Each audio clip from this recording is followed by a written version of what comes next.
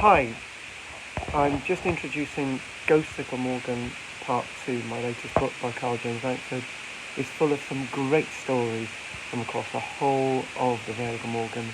It's taken me to having many amazing conversations, and there's 43 stories in this book, over 150 pages long, beautifully illustrated, beautiful cover, taking us some stories, looking at a new story about a ghost at the Duke of Wellington in Cowbridge, going all the way over to Bargoed, looking at some interesting stories from Barry, looking at the old boys' village as well, St. Ethan, and we've got a wonderful story about a werewolf, ghost, the beast of Peterston Super.